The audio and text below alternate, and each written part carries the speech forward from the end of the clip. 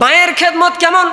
হাদিসে পাকের ভিতরে এসেছে আবু হুরায়রা রাদিয়াল্লাহু তাআলা আনহুর কাছে, আবু হুরায়রা রাদিয়াল্লাহু তাআলা আনহু থেকে একখানা হাদিস বর্ণিত হয়েছে।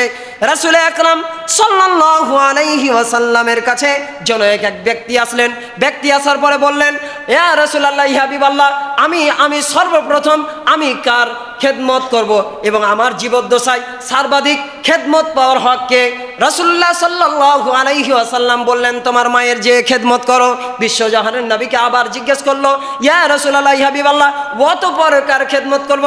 বিশ্বজাহানের নবী বললেন, যাও যে তোমার মায়ের খেদমত করো। বিশ্বজাহানের নবীকে আবার জিজ্ঞেস করলো, ইয়া রাসূলুল্লাহ, ইয়া হাবিবাল্লাহ, অতঃপর আমি খেদমত করব কার? রাসূলুল্লাহ আকরাম সাল্লাল্লাহু আলাইহি ওয়াসাল্লাম উত্তর দিলেন, তোমার মায়ের। অতঃপর জন এক ব্যক্তি জিজ্ঞেস করলেন, ইয়া রাসূলুল্লাহ, ইয়া হাবিবাল্লাহ, অতঃপর খেদমত করব কার? বিশ্বজাহানের নবী বললেন, তোমার পিতার। অতঃপর তোমার রক্তপঞ্জিত যে আত্মীয়গুলো আছে, আত্মীয় স্বজনগুলো আছে, তাদের সাথে তোমরা সদয় আচরণ করো, খেদমত করো।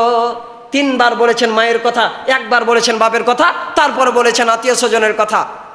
ছোট্টবেলায় আমরা একটা চকলেট নিয়ে গিয়ে বা একটা বিস্কুট নিয়ে গিয়ে বা একটা ভালো কিছু কিনে দিয়ে ছেলে সন্তানকে বলি, কাকে বেশি ভালোবাসো, মাকে না বাবাকে? বলি না?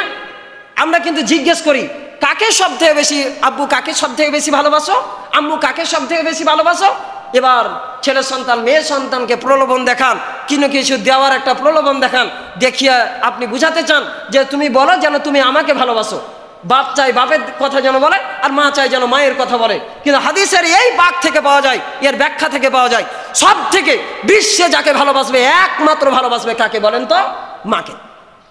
মায়ের থেকে দ্বিতীয় কোনো ব্যক্তি পৃথিবীতে ভালোবাসা পাওয়ার হকদার এবং খেদমত পাওয়ার হকদার কেউ নাই, পৃথিবীতে কেউ নাই।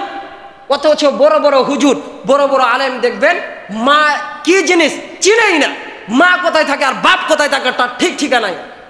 সাধারণ পাবলিক মানে না, সেটা আলাদা কথা, কিন্তু বড় বড় হুজুর, বড় বড় আলেম, ওরা যায় যায় বিদেশে পড়ে থাকে, ওরা যায় যায় কোথায় কি করে বেড়ায়, দু পয়সাও যদি ইনকাম করে, আপনাকে বলছি, আমি সকলকে বলছি, আমি আমাকেও বলছি কথাটাই, আমার রুজি যদি হয় মাসে যদি 500 টাকা, কয় টাকা বলেন, কত? 500। মাসে যদি 500 টাকা ইনকাম করেন, দিনের কথা বলছি না, মাসে 500, তাহলে খুব ভালো সংসার নাকি? সংসার খুব ভালোভাবে চলে না? সংসার কিন্তু খুব ভালো করে চলে না। আজকালকার দিনে আপনি যদি 15,000 টাকাও যদি মাসে ইনকাম করেন, নাই, আপনার সংসার ভালো করে চলতে পারে না, অসম্ভব। কিন্তু সংসার চলবে কখন?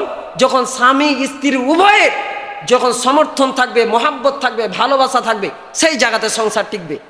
কিন্তু যেই স্বামী একদিক থেকে উপার্জন করে, অপর দিকে আর এক স্ত্রী যায় বিলীন করে দেয়, কিংবা স্বামী একদিকে উপার্জন করে আর একদিকে মদ গাঞ্জা ফেন্সিডিল খেয়ে বিড়ি সিগারেট খেয়ে শেষ করে দেয়, ওই সংসারে কোনোদিন বরকত আসবে না, কোনোদিন বরকত আসবে না।